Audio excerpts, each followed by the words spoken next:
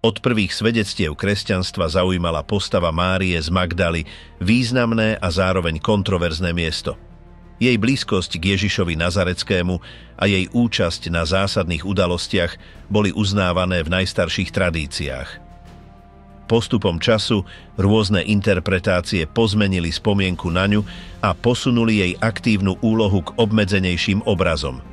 Transformácia jej zobrazenia zmenila nielen vnímanie jej prítomnosti medzi prvými učeníkmi, ale aj jej dôležitosť pri odovzdávaní učenia. Na tejto ceste sa odhaľujú tajomstvá, ktoré sprevádzali jej meno, konflikty, ktoré podmienili spomienku na ňu, verzie, ktoré obmedzili jej vplyv a nedávne snahy o obnovenie jej miesta v počiatkoch kresťanstva. Aké tajomstvá sprevádzali Máriu z Magdaly?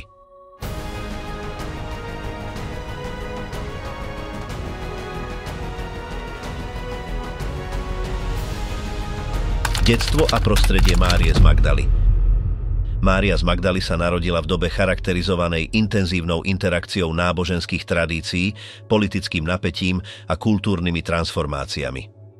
Miesto jej pôvodu, Magdala, nachádzajúca sa na brehu Galilejského mora, bola prosperujúcim rybárskym centrom známym produkciou solených rýb, činnosťou, ktorá spájala lokalitu s obchodnými cestami do regiónov ako Damask a Alexandria. Rodina Márie patrila k ekonomicky zabezpečenej vrstve miestnej spoločnosti. Jej otec, Nátan, bol významným obchodníkom s rybými produktmi, čo mu v komunite dodávalo prestíž. Mária vyrastala v priestrannom dome postavenom z pevných materiálov a zdobenom mozaikami, symbolom relatívne prosperujúceho života na pomery regiónu. Od svojich prvých rokov Mária prejavovala pozoruhodný sklon k poznaniu a reflexii, avšak sociálne a náboženské normy tej doby prísne obmedzovali vzdelávacie príležitosti pre ženy. Kým jej bratia, ako Silván a Eli, dostávali formálne vzdelanie v Tóre a prorockých spisoch, Mária bola vzdelávaná v domácich praktikách a základoch židovskej zbožnosti, v rodinnom prostredí, ktoré si cenilo tradíciu a prísne dodržiavanie Mojžišovského zákona. Rodinný život sa odvíjal v rámci pevnej hierarchickej štruktúry. Otec vykonával nespochybniteľnú autoritu. Mužskí potomkovia boli pripravovaní na pokračovanie v rodinných podnikoch a ženy boli predurčené na podporné úlohy v domácnosti. V tomto kontexte Márin talent pre introspekciu a jej bystré duchovné vnímanie zostávali nepovšimnuté alebo boli minimalizované. Mesto Magdala, hoci pevne zakorenené v židovských tradíciách, nebolo uchránené pred helenistickými kultúrnymi vplyvmi. Obchod s nežidovskými regiónmi prinášal do lokality aspekty gréckeho myslenia a praktiky cudzie mojžišovskej ortodoxii. Toto nútené spolužitie kultúr vytváralo viditeľné napätie v rodinách vrátane Márinej. Kým Eli obhajoval náboženskú čistotu a prísne dodržiavanie starodávnych zvykov, Silván sympatizoval s prvkami gréckej kultúry, postoj, ktorý vyvolával neustále diskusie v rodinnom prostredí. Od útleho veku bola Mária svedkom latentných konfliktov medzi potrebou zachovať náboženské tradície a príťažlivosťou, ktorú vyvíjali nové kultúrne prúdy. Táto raná skúsenosť kontrastu medzi protichodnými svetmi živila jej kritickú schopnosť a ochotu spochybňovať reality nanútené jej prostredím. Jednou z formujúcich udalostí v jej živote bola rodinná púť do Jeruzalema na oslavu sviatku Šavúot. Cesta viedla cez nepriateľské územia ako Samária, kde sa náboženské a etnické rozdiely prejavovali v nedôvere a podozrievavosti. Cesta, plná napätia, vystavila Máriu rozmanitosti izraelského ľudu a odhalila jej hlboké vnútorné rozdelenia, ktoré ovplyvňovali jej národ. Príchod do Jeruzalema a majestátny pohľad na chrám hlboko zapôsobili na Máriu. Slávnostnosť rituálov, zápal pútnikov a veľkoleposť ceremónií zanechali nezmazateľnú stopu v jej pamäti. Avšak vnímala aj sociálne nerovnosti a rigiditu náboženských štruktúr, aspekty, ktoré v nej zasiali otázky, ktoré neskôr vyplávali na povrch s väčšou silou. Márino detstvo nebolo bez zážitkov, ktoré spochybňovali ortodoxiu jej výchovy. Pri jednej príležitosti, počas jednej z etáp cesty, objavila malú pohanskú modlu ukrytú medzi kameňmi. Hoci poznala prísne zákazy týkajúce sa takýchto predmetov, jej prirodzená zvedavosť ju viedla k tomu, aby si ju pozorne prezrela, fascinovaná jej tvarom a krásou. Napätie medzi jej náboženskou formáciou a fascináciou neznámym sa jasne prejavilo v tejto epizóde, predznamenávajúc duchovnú komplexnosť, ktorá charakterizovala jej dospelý život.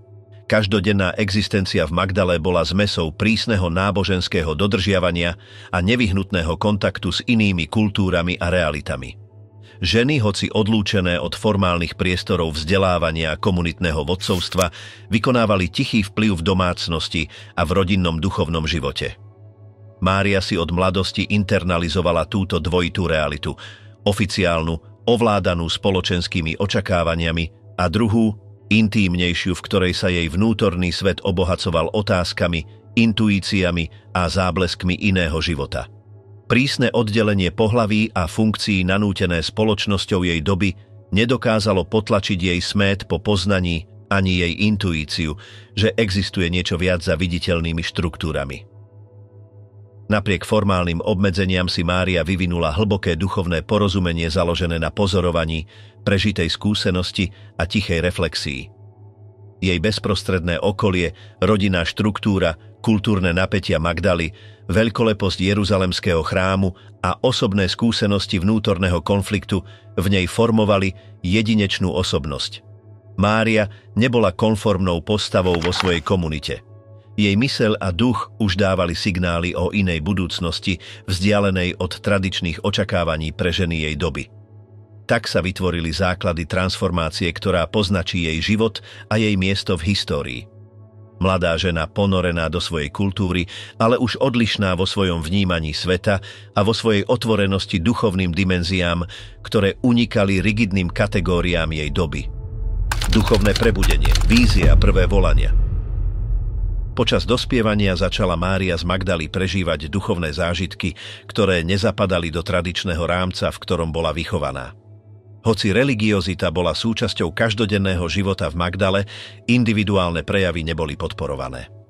Verilo sa, že Boh sa už priamo nekomunikuje s ľuďmi, ale iba prostredníctvom písiem a zavedených rítov.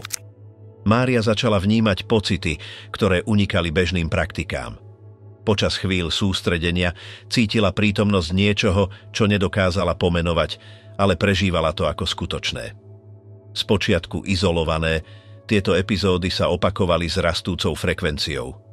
Jedno popoludne, odlúčená v olivovom háji, mala svetelný zážitok sprevádzaný hlasom, ktorý ju nabádal, aby sa nebála a pripravila sa na niečo, čo ešte nechápala. Vedomá si sociálnych obmedzení, rozhodla sa mlčať. Vnútorné napätie bolo evidentné. Na jednej strane musela rešpektovať učenia svojej rodiny a náboženských vodcov, na druhej strane jej zážitky naznačovali, že existuje hĺbšia duchovná dimenzia, ktorú formálna doktrína neriešila. Bez prístupu k pokročilým náboženským štúdiám sa jej formácia obmedzovala na ústnu tradíciu a domácu prax, čo ju nútilo spoliehať sa na svoju schopnosť rozlišovania. Postupom času si Mária vyvinula odlišné vnímanie okolia. Malé udalosti, zmeny v prírode alebo náhodne počuté slová pre ňu nadobúdali osobitný význam. Táto citlivosť jej ponúkala inú cestu porozumenia, založenú na pozorovaní a intuícii. Spomienka na Jeruzalemský chrám, navštívený v detstve, teraz nadobudla iný odtieň. Pamätala si slávnostnosť miesta, ale tušila, že posvetno sa neobmedzuje na fyzický priestor. Toto vnímanie rozširovalo jej duchovný pohľad a vzdiaľovalo ju od čisto ritualistického chápania viery. V noci kontemplovala hviezdnu oblohu, formulujúc otázky o svojej existencii a vzťahu k božskému. Myšlienka nasledovať tradičnú cestu vyhradenú ženám jej doby sa stávala čoraz cudzejšou. Hoci nepoznala smer, ktorým sa jej život uberie, cítila, že sa neprispôsobí bežným očakávaniam. Strach z nepochopenia bol prítomný. Vedela, že jej komunita by ľahko neprijala neobvyklé prejavy, najmä pochádzajúce od ženy. Preto si pestovala diskrétnosť, chrániac svoje zážitky pred cudzím pohľadom. Každá nová epizóda posilňovala jej presvedčenie, že dostáva osobitné volanie. Bez hmatateľných dôkazov ani viditeľných učiteľov napredovala, dôverujúc vnútornému vnímaniu, ktoré spochybňovalo konvencie jej okolia. Prostredníctvom neustáleho pozorovania a tichej reflexie si Mária formovala chápanie sveta založené na priamej skúsenosti. Kým navonok pokračovala v účasti na každodennom živote Magdaly, v jej vnútri sa upevňovalo hĺbšie vnímanie posvetna. V tejto etape svojho života Mária z Magdaly udržiavala svoje sociálne a rodinné prostredie bez viditeľných zmien. Duchovné zážitky, ktoré začínala prežívať, zostávali chránené v jej intimite, zatiaľ čo vo verejnej sfére naďalej plnila očakávania priradené jej postaveniu. Skryté puto s Ježišom viac než len učeníčka. Život Márie z Magdaly nabral rozhodujúci smer, keď spoznala Ježiša Nazareckého. Kanonické evanjeliá ju spomínajú ako svedkyňu zásadných udalostí a rôzne doplnkové zdroje posilňujú myšlienku osobitného puta, ktoré ju situovalo na významné miesto v kruhu nasledovníkov. Mária sa pripojila k hnutiu v etape, keď sa Ježišovo učenie začalo šíriť po regiónoch Galilej a Judej. Podľa rozprávaní bola oslobodená zo stavu duchovného utrpenia, počom sa rozhodla sprevádzať ho spolu s ďalšími učeníkmi. Jej meno sa často objavuje v textoch, často pred menami mužských postáv, čo naznačuje významné uznanie jej dôležitosti. Filipovo evanjelium, súčasť ranej kresťanskej literatúry, predstavuje Máriu ako dôveryhodnú osobu blízku Ježišovi. Opisuje sa vzťah založený na hlbokom porozumení, v ktorom prijímala vyhradené učenia, nie vždy zdieľané so zvyškom učeníkov. Táto situácia vyvolávala napätie, najmä medzi niektorými z najprominentnejších nasledovníkov. Komunita, ktorá sa formovala okolo Ježiša, bola rozmanitá. Zahŕňala rybárov, vyberačov daní, ženy rôzneho pôvodu a ľudí hľadajúcich duchovnú obnovu. Aktívna účasť žien ako Mária predstavovala rozchod s tradičnými normami, ktoré prideľovali ženám obmedzenú úlohu v náboženskom živote. Márino evanjelium potvrdzuje jej významné postavenie. V tomto texte po Ježišovom odchode Mária odovzdáva učenia učeníkom a čelí nedôvere postáv ako Peter. Tieto scény ukazujú, že jej úloha sa neobmedzovala na asistenciu, ale zahŕňala interpretáciu a odovzdávanie základných doktrín. Jej postavenie prvej svedkyne vzkriesenia, uznané vo všetkých 4 kanonických evanjeliách, posilňuje jej ústredné postavenie v rozhodujúcich momentoch hnutia. V kontexte, kde svedectvo ženy malo malú právnu platnosť, výber Márie ako hlavnej poslankyne zdôrazňuje jedinečnosť jej vzťahu s Ježišom. Niektoré zdroje používajú termíny, ktoré umožňujú interpretovať jej puto ako spojenie intimného poznania, zameraného skôr na duchovné porozumenie, než na vzťah iného typu. Tento prístup je konzistentný s gnostickými prúdmi, ktoré uprednostňovali vnútornú skúsenosť pred ritualistickou príslušnosťou. V spoločnosti, ktorá obmedzovala funkcie žien na súkromnú sféru, prítomnosť Márie medzi aktívnymi učeníkmi predstavovala anomáliu. Jej prístup k určitým úrovniam učenia a jej priama účasť na živote skupiny spochybňovali dominantné sociálne a náboženské štruktúry. Svedectvá, ktoré spomínajú Máriu v kľúčových momentoch kresťanského hnutia, naznačujú, že jej vplyv bol skutočný a uznávaný. Opakované spomínanie jej mena na významných miestach v rozprávaniach posilňuje dojem, že jeho úloha nebola náhodná ani okrajová. Postupom času, ako sa štruktúry cirkvi konsolidovali, účasť žien v prvých kresťanských kruhoch bola postupne minimalizovaná, avšak zdroje, ktoré zachovali alternatívne tradície, udržiavajú živý obraz Márie ako aktívnej postavy pri odovzdávaní pôvodného posolstva. Po Ježišovej smrti komunity čelili vnútorným napätiam ohľadom interpretácie jeho učenia a definície autority.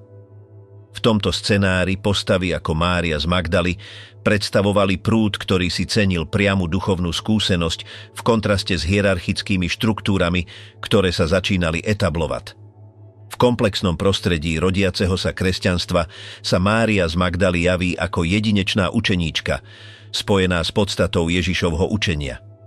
Jej prítomnosť medzi nasledovníkmi odráža model duchovného vodcovstva, ktorý, hoci neskôr odsunutý na okraj, tvoril neoddeliteľnú súčasť prvých prejavov kresťanskej viery. Umlčané evanjeliá Mária v apokryfných textoch. Rôzne spisy vzniknuté v prvých storočiach kresťanstva ponúkajú doplnkové perspektívy na úlohu Márie z Magdaly. Tieto texty, považované oficiálnou tradíciou za apokryfné, umožňujú rekonštruovať aspekty jej života a misie, ktoré kanonické zdroje explicitne neuvádzajú. Máriino evanjelium predstavuje Máriu ako postavu duchovnej autority v skupine učeníkov. Po Ježišovom odchode, kým niektorí nasledovníci prežívali strach a dezorientáciu, Mária prevzala zodpovednosť za odovzdávanie učení prijatých v súkromí. V rozprávaniach čelí opozícii niektorých učeníkov, najmä Petra, ktorý spochybňuje autentickosť jej poznania. Mária odpovedá s pevnosťou, brániac legitimitu zjavení, ktoré prijala. Filipovo evanjelium prináša ďalšiu dimenziu do vzťahu medzi Ježišom a Máriou. V tomto texte je predstavená ako niekto, kto udržiaval osobitné spojenie s majstrom, charakterizované priamym odovzdávaním hlbokých učení. Dielo zdôrazňuje dôležitosť gnózy alebo duchovného poznania a naznačuje, že Mária dosiahla úrovne porozumenia, ktoré nedosiahli všetci učeníci. V Tomášovom evanjeliu, hoci Mária nezaujíma hlavnú úlohu, je zrejmý pohľad na učeníctvo, kde prístup k múdrosti nezávisel od pohlavia. Učenia obsiahnuté v tomto texte uprednostňujú vnútornú skúsenosť ako cestu poznania, otvárajúc priestor, kde postavy ako Mária mohli zohrávať významnú úlohu. Dokumenty nájdené v Nag Hammadi posilňujú tento obraz. V rôznych gnostických dielach je Mária z Magdaly zobrazená ako privilegovaná interpretka tajných Ježišových učení. Priama skúsenosť božského, bez inštitucionálnych sprostredkovateľov, je cenená ako najautentickejšia forma poznania a Mária sa javí ako model tohto privilegovaného prístupu. Tieto texty odrážajú kontext, v ktorom aktívna účasť žien v prvých kresťanských komunitách nebola neobvyklá. Prítomnosť Márie v úlohách duchovného vodcovstva naznačuje, že prvé prejavy kresťanstva umožňovali rozmanitosť hlasov, ktorá bola postupom času obmedzená, ako sa konsolidovali cirkevné štruktúry. Rozdiely medzi apokryfnými evanjeliami neodstraňujú spoločný vzorec. Mária z Magdaly ako prijímateľka a odovzdávateľka osobitného poznania. Jej postava sa spája s hlbokým porozumením Ježišovho učenia a jej schopnosť viesť ostatných učeníkov je zdôraznená vo viacerých rozprávaniach. S plynutím storočí kresťanské komunity začali definovať oficiálny kánon písiem. V tomto procese boli mnohé diela, ktoré navrhovali alternatívne vízie, vrátane evanjelií, ktoré prideľovali významnú úlohu ženským postavám, vylúčené. Konsolidácia mužskej hierarchickej štruktúry v cirkvi postupne znižovala uznanie duchovných modelov, aký predstavovala Mária. Moderné znovu objavenie textov z Nag Hammadi umožnilo znovu objaviť tieto perspektívy. Hoci nie všetky spisy sa zhodujú vo svojom hodnotení Márie, súbor apokryfných svedectiev ju situuje na miesto značnej duchovnej dôležitosti v kruhoch, ktoré sa snažili zachovať učenia považované za ezoterické alebo vyhradené. V gnostických dielach Mária z Magdaly symbolizuje možnosť vnútorného poznania prístupného tým, ktorí hľadajú s úprimnosťou, bez potreby sprostredkovateľov. Jej postava sa spája s múdrosťou, ktorá pramení z priamej skúsenosti, v protiklade k dôrazu na normy a vonkajšie hierarchie, ktoré charakterizovali oficiálnu tradíciu. Vylúčenie týchto textov úplne neodstránilo pamiatku tohto alternatívneho modelu. Stopy Máriinej dôležitosti pretrvávajú vo fragmentárnych svedectvách a v odkazoch, ktoré prežívajú v rozprávaniach prijatých do kánonu. Prostredníctvom umlčaných evanjelií sa dostávame k obrazu Márie z Magdaly odlišnému od toho, ktorý prevládal v neskoršej tradícii. Nejde len o vernú učeníčku ani o privilegovanú svedkyňu, ale o postavu, ktorá stelesňovala duchovnú cestu zameranú na osobnú skúsenosť pravdy odovzdanej Ježišom. Apoštolský spor, konfrontácie s Petrom a učeníkmi. Aktívna účasť Márie z Magdaly v kruhu učeníkov vyvolala napätia, ktoré sa odrážajú vo viacerých textoch ranej kresťanskej literatúry. Tieto zdroje prezentujú rozdiely v názoroch medzi Ježišovými nasledovníkmi ohľadom duchovnej autority a legitimity určitých svedectiev. Márino evanjelium ponúka jedno z najjasnejších svedectiev tohto sporu. Po Ježišovom odchode učeníci, ponorení do strachu, hľadajú usmernenie. Mária zasahuje, aby odovzdala učenia prijaté priamo od majstra. Peter reaguje s pochybnením jej autority, vyjadrujúc pochybnosti o možnosti, že by žena prijala skryté zjavenia, ktoré neboli zverené mužom v skupine. Táto scéna naznačuje vnútorný boj o interpretačnú legitimitu Ježišovho posolstva. Kým niektorí ako Lévi bránia Márinu pozíciu, iní prejavujú odpor voči prijatiu jej vodcovskej úlohy. Epizóda odráža základný konflikt medzi otvorenou koncepciou duchovného odovzdávania a hierarchickejšou a vylučujúcejšou víziou. Tomášovo evanjelium, hoci priamo nespomína konflikt medzi Máriou a Petrom, obsahuje pasáže, kde sa diskutuje o prístupe žien k duchovnému poznaniu. V jednom z výrokov pripisovaných Ježišovi sa odkazuje na nevyhnutnú transformáciu, aby ženy mohli vstúpiť do kráľovstva, čo bolo interpretované ako ozvena existujúcich napätí v ranej komunite ohľadom miesta ženy. Tieto rozprávania ukazujú, že hnutie iniciované Ježišom nebolo bez vnútorných debát. Rozmanitosť pôvodu nasledovníkov, ich rôzne chápanie posolstva a sociálne očakávania doby prispievali k atmosfére diskusie o vodcovstve a interpretácii učenia. Postava Petra predstavuje v týchto naratívoch tendenciu k štrukturalizácii komunity podľa tradičných vzorov autority. Odpor voči prijatiu Máriinho vodcovstva možno v tomto kontexte chápať ako prejav napätia medzi rôznymi víziami cesty, ktorou sa mala skupina uberať po Ježišovom odchode. Účasť Márie z Magdaly ako odovzdávateľky učenia sa v apokryfných textoch neprezentuje ako anekdotická skutočnosť, ale ako uznávaná a zároveň konfliktná funkcia. Jej úloha je zasadená do tradície, ktorá si cenila priamu skúsenosť a vnútornú múdrosť v kontraste s vynárajúcimi sa modelmi viac orientovanými na formálnu hierarchiu. Trvanie na zdôrazňovaní Petrových pochybností voči Márii naznačuje, že konflikt nebol len osobný, ale zahŕňal spor o zdroj a platnosť duchovnej autority. Prijatie Márínho vodcovstva znamenalo uznať cestu prístupu k pravde odlišnú od štruktúrovanej autority, ktorá sa začínala konsolidovať v prvých komunitách. V neskoršom vývoji kresťanstva sa tendencia k inštitucionalizácii a vylúčeniu žien z pozícií vyučovania a riadenia stále viac prehlbovala. Rozprávania, ktoré predstavujú Máriu ako nositeľku učení prijatých priamo od Ježiša, zostali marginalizované oproti oficiálnemu naratívu, kde sa mužské vodcovstvo konsolidovalo ako norma. Spor medzi Máriou a Petrom, odzrkadlený v raných textoch, ilustruje jednu z vnútorných dynamík rodiaceho sa kresťanstva. Nedebatovalo sa len o interpretácii učenia, ale aj o samotnej povahe autority v rámci komunity veriacich. Táto konfrontácia sa v kanonických textoch nevyriešila otvorene, ale jej prítomnosť v apokryfných evanjeliách odhaľuje existenciu intenzívnej debaty, ktorá poznačila prvé 10-ročia hnutia. Mária z Magdaly ako postava duchovnej múdrosti predstavovala tradíciu, ktorá si cenila vnútorné poznanie a priamu skúsenosť oproti modelom, ktoré uprednostňovali organizáciu a doktrinálnu kontrolu.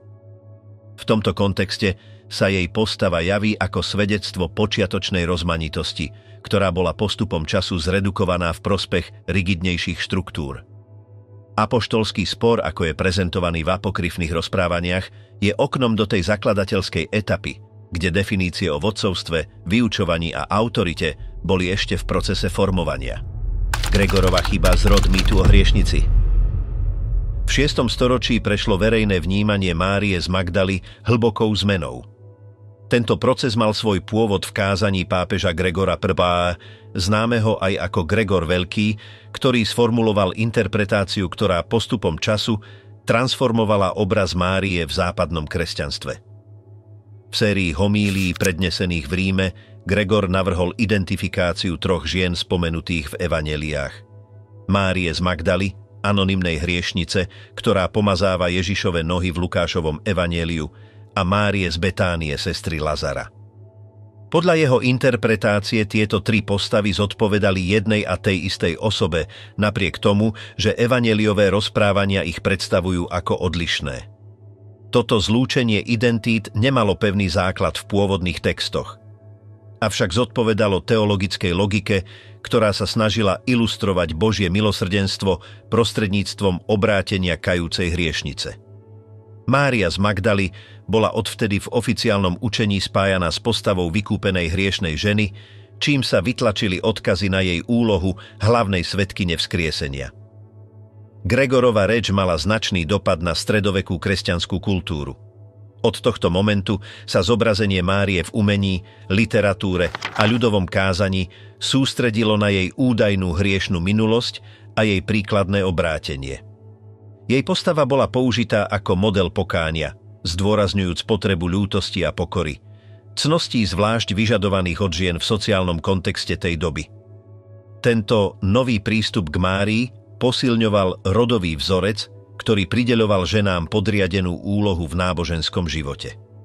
Transformácia významnej učeníčky na symbol pokánia zodpovedala tak teologickým potrebám, ako aj sociálnym záujmom v období, keď cirkevná štruktúra hľadala konsolidáciu svojej morálnej a doktrinálnej autority. Počas nasledujúcich storočí sa obraz Márie ako kajúcej hriešnice široko rozšíril. Ikonograficky bola zobrazovaná so symbolmi spojenými s hriechom a pokáním, ako nádobka s parfúmom, rozpustené vlasy a odev intenzívnych tónov. Tieto zobrazenia posilňovali naratív zavedený Gregorom, zatieňujúci jej pôvodnú úlohu v evanjeliových rozprávaniach a v najstarších tradíciách. Gregorovo učenie zostalo platné bez relevantných spochybnení až do modernej doby. Znovu objavenie iných svedectiev o Márii z Magdaly, ako aj dôslednejšia analýza biblických textov umožnili postrehnúť, že identifikácia medzi tromi ženami sa neopierala o evanjeliové rozprávania. Avšak kultúrna asociácia už bola pevne zakotvená. Tento proces transformácie postavy Márie z Magdaly mal trvalé následky na kolektívne vnímanie. Počas storočí obraz veľkej kajúcnice prevládal nad akoukoľvek inou interpretáciou, ovplyvňujúc tak náboženské myslenie, ako aj kultúrne prejavy. Chybná identifikácia nielenže zmenila vnímanie Márie, ale odrážala aj tendenciu doby formovať ženské modely okolo potreby vykúpenia a poslušnosti. V tejto schéme bola možnosť uznať ženu ako duchovnú vodkyňu a legitímnu odovzdávateľku učenia odsunutá. Zobrazenie Márie z Magdaly ako hriešnice umožnilo navyše zdôrazniť transformačnú schopnosť Božej milosti, ústrednú tému stredovekého kázania. Avšak táto formulácia zakryla jej postavenie blízkej Ježišovej učeníčky a jej aktívnu účasť v prvých momentoch kresťanstva. S pokrokom biblických štúdií a záujmom o rané kresťanské tradície sa historická postava Márie z Magdaly začala prehodnocovať. Analýza evanjelií a iných dokumentov umožnila rozlíšiť medzi rôznymi ženami spomenutými v rozprávaniach a obnoviť pôvodný profil Márie ako svedkyne vzkriesenia a uznávanej učeníčky. Tak sa Gregorova chyba upevnila ako kľúčová udalosť v transformácii pamiatky Márie z Magdaly. Interpretácia navrhnutá v 6. storočí formovala po stáročia ľudový obraz jednej z najrelevantnejších postáv raného kresťanstva, hlboko modifikujúci jej odkaz v západnej tradícii. Vymazané stopy. Mária v stredovekej cirkevnej cenzúre. Po konsolidácii kresťanstva ako dominantného náboženstva na západe prešla postava Márie z Magdaly procesom transformácie a redukcie, ktorý ovplyvnil jej prítomnosť v oficiálnych rozprávaniach. Počas stredoveku boli odkazy na jej úlohu blízkej Ježišovej učeníčky čoraz okrajovejšie, zatiaľ čo jej identifikácia ako kajúcej hriešnice nadobudla popredné miesto v kázaní, umení a literatúre. Inštitucionalizácia cirkvi vyžadovala jasné modely autority a správania. V tomto kontexte bolo zobrazenie Márie ako kajúcnice funkčné pre štruktúru, ktorá sa formovala. Dôraz na jej údajnú hriešnú minulosť nasledovanú obrátením posilňoval diskurzy o potrebe poslušnosti, pokory a ľútosti, zvlášť adresované ženám. Redukcia jej obrazu zahŕňala aj postupné vynechávanie prvkov, ktoré ju ukazovali ako duchovnú vodkyňu a odovzdávateľku učenia. Texty, ktoré spomínali Máriu ako depozitárku zjavení alebo ktoré naznačovali jej intelektuálnu a duchovnú blízkosť s Ježišom, boli odsunuté nabok v prospech naratívov viac zodpovedajúcich modelu kajúcnej cnosti.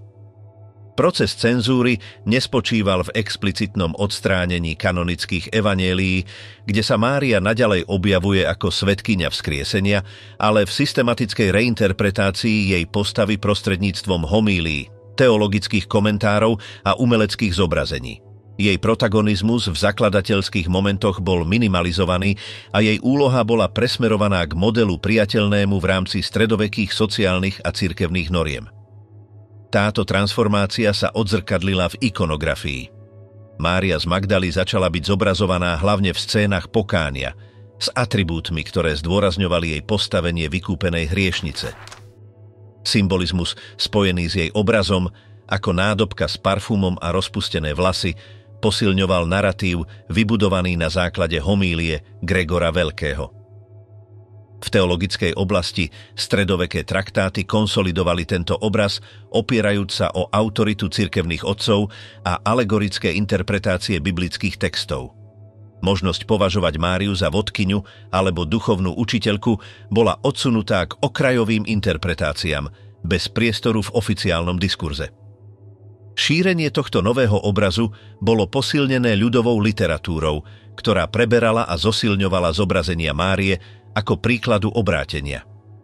Prostredníctvom kázní, divadelných hier a hagiografických rozprávaní sa konzolidovala verzia jej príbehu, ktorá udržiavala jej prítomnosť v kolektívnej pamäti, ale hlboko modifikovaná oproti jej pôvodu. Vývoj tohto naratívu bol tiež podmienený vnútornými napätiami cirkvi ohľadom účasti žien vo verejnom a duchovnom živote.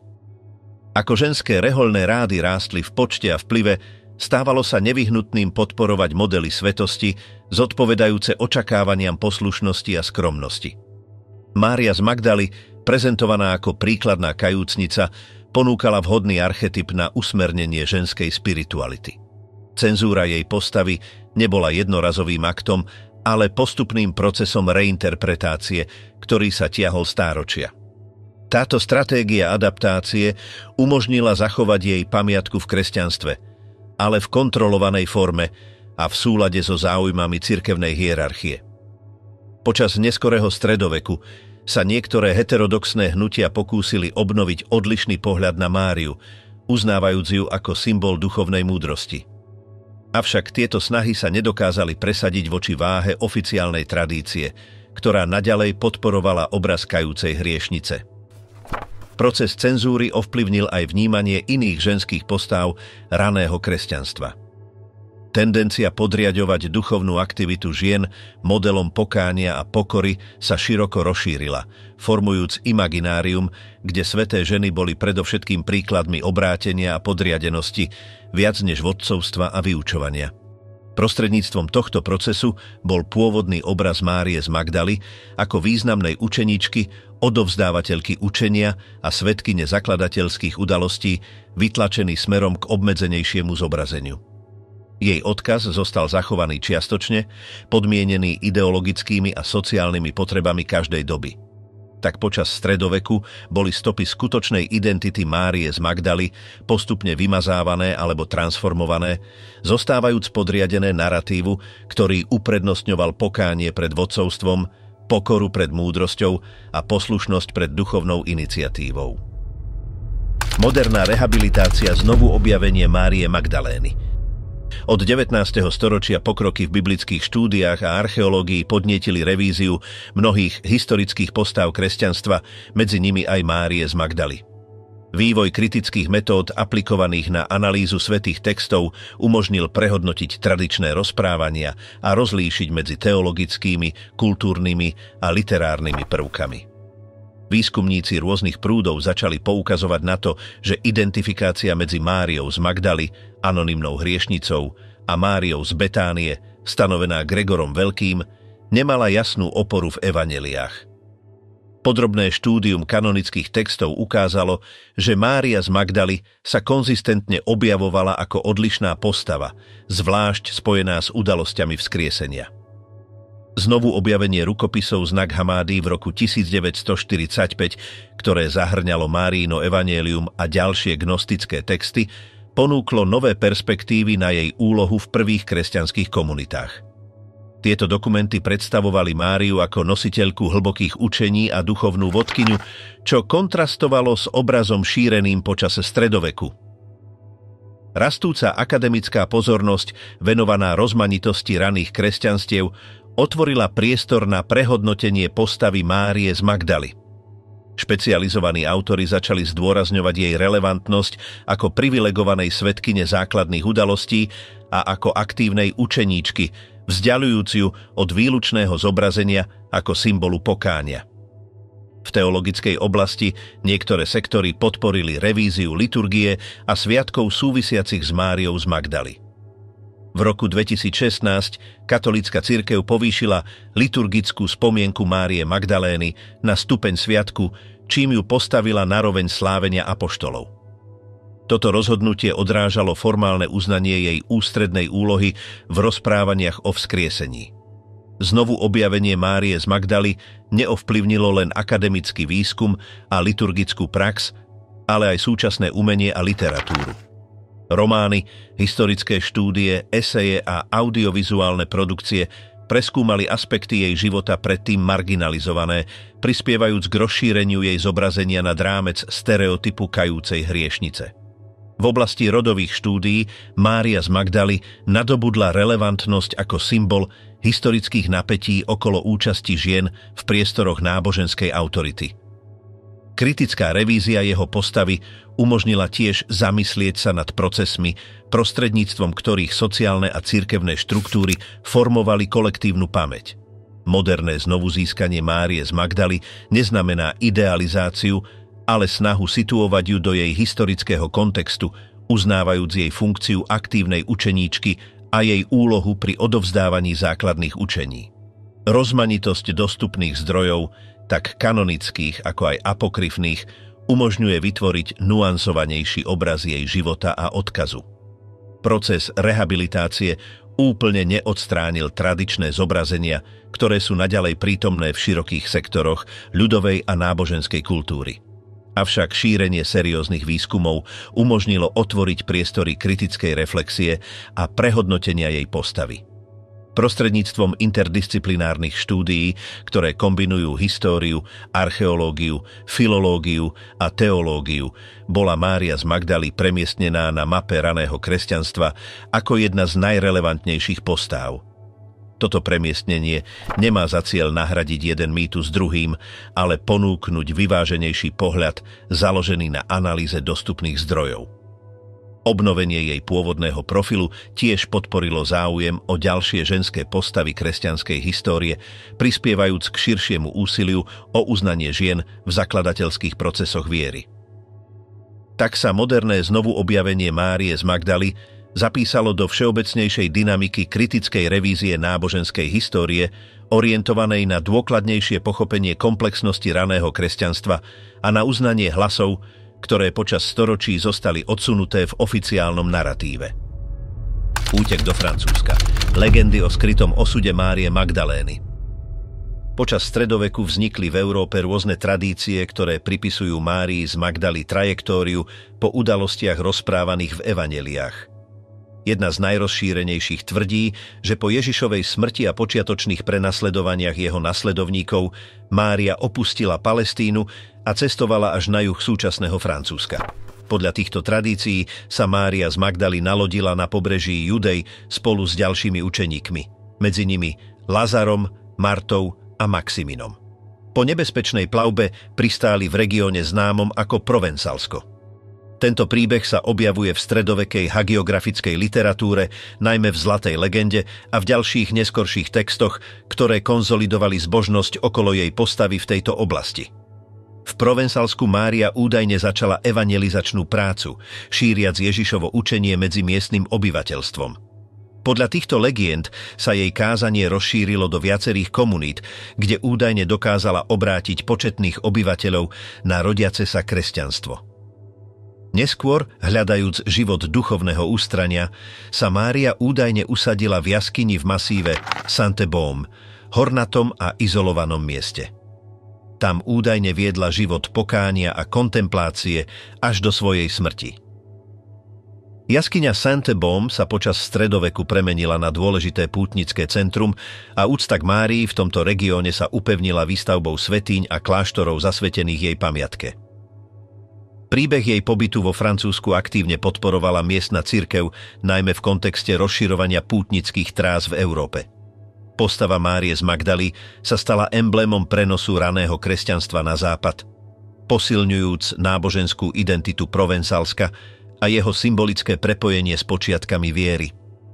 Prítomnosť relikvií pripisovaných Márii z Magdaly v rôznych francúzskych chrámoch ako Bazilika Saint-Maximin-la-Sainte-Baume posilnila tieto tradície. Uchovávanie a uctievanie týchto relikvií zodpovedalo tak ľudovej zbožnosti, ako aj cirkevným a politickým záujmom, ktoré sa snažili konsolidovať duchovnú dôležitosť regiónu. Tieto stredoveké tradície sa nezakladajú na svedectvách súčasných udalostiam, ale sú súčasťou hagiografickej konštrukcie vypracovanej o stáročia neskôr.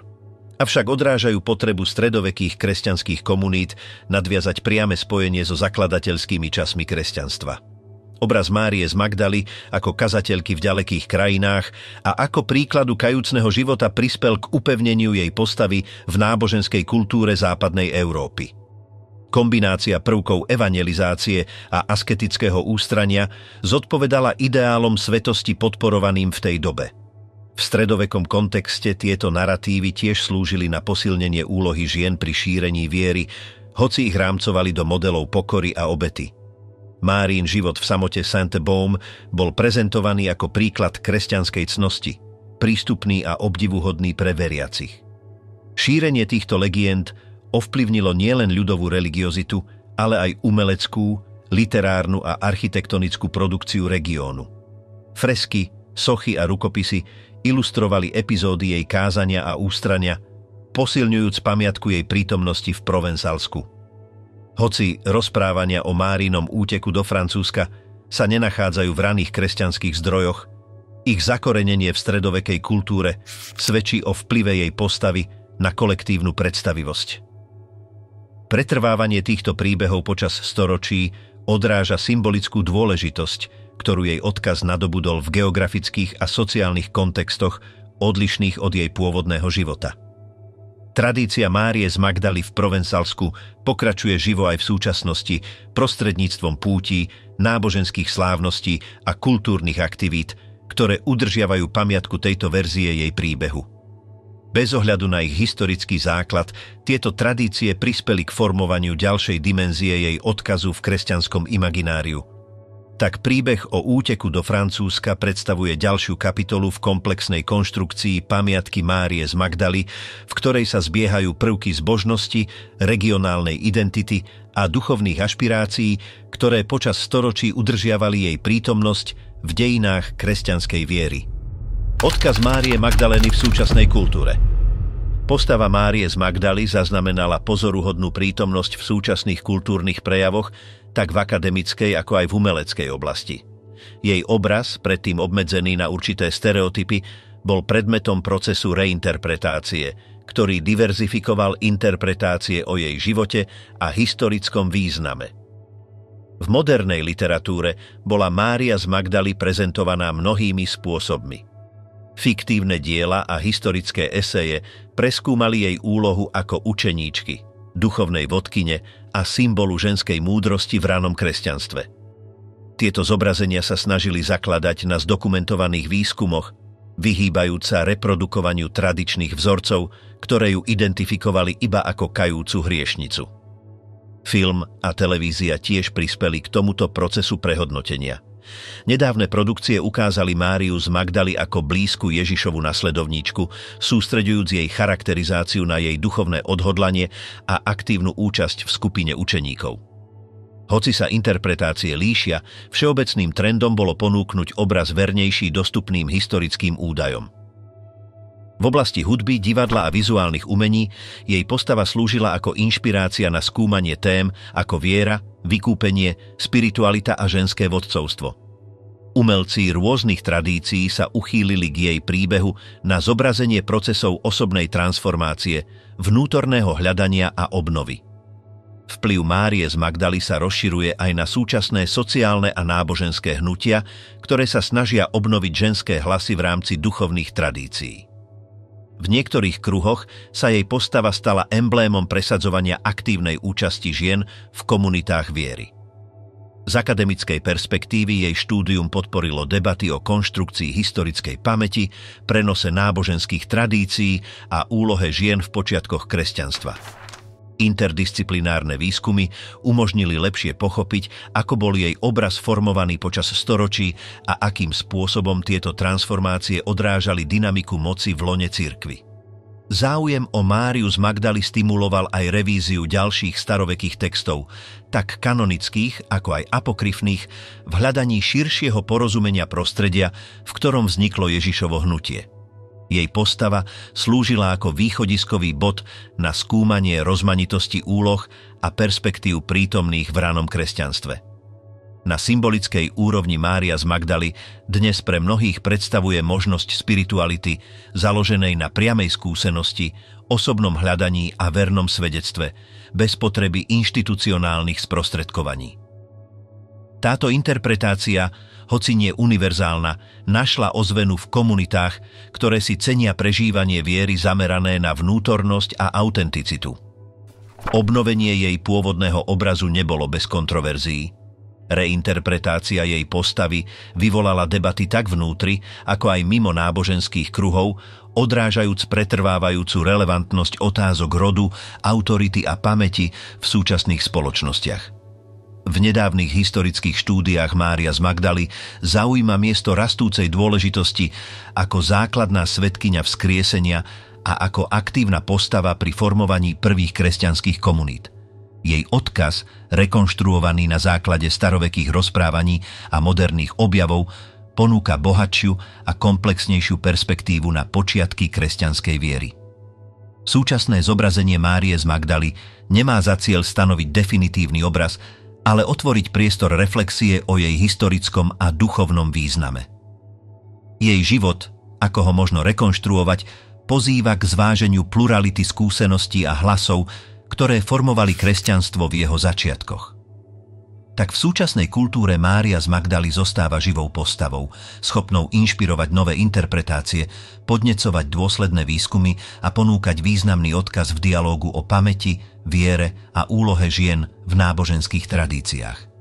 Mária z Magdaly zaujíma jedinečné miesto v dejinách raného kresťanstva. Od svojich počiatkov v Galilei bol jej život poznačený duchovným prebudením, ktoré ju priviedlo k integrácii do blízkeho kruhu Ježiša Nazaretského. Jej aktívna účasť, privilegovaný prístup k učeniam a jej postavenie hlavnej svedkyne vzkriesenia ju postavili do úlohy relevantnej v rámci rodiaceho sa hnutia. Počas storočí jej postava prešla podstatnými transformáciami.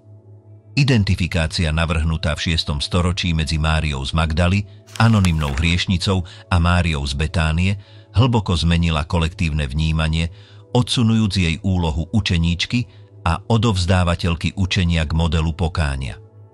Táto zmena bola konsolidovaná prostredníctvom kázania, umenia a stredovekej literatúry, kde jej obraz zostal podriadený ideálom ľútosti a poslušnosti. Apokryfné texty zachovávajú svedectvá odlišnej tradície, v ktorej sa Mária javí ako interpretka hlbokých zjavení a ako vodkyňa v skupine učeníkov. Spor odzrkadlený v týchto spisoch medzi Máriou a postavami, ako Peter ilustruje vnútorné napätia ohľadom vodcovstva a prenosu doktríny v prvých kresťanských komunitách. Rozšírenie stredovekých tradícií, ktoré ju situujú do Provencálska, na juh Francúzska, pridalo nové dimenzie k jej odkazu. Podľa týchto rozprávaní Mária údajne pokračovala vo svojej evangelizačnej práci na západe, vytvárajúc symbolické spojenie medzi koreňmi kresťanstva a duchovnou identitou stredovekej Európy. Proces modernej rehabilitácie, podnietený pokrokom biblických a archeologických štúdií, umožnil kriticky prehodnotiť zdedené interpretácie. Táto reinterpretácia znovu situovala Máriu z Magdaly do jej pôvodného kontextu ako aktívnej učeníčky a základnej postavy v prvých svedectvách kresťanskej viery. V súčasnej kultúre jej odkaz nadobudol nové projekcie, inšpirujúc literárne, umelecké a akademické zobrazenia, ktoré zdôrazňujú jej úlohu v náboženskej histórii a jej príspevok k pochopeniu počiatkov kresťanstva.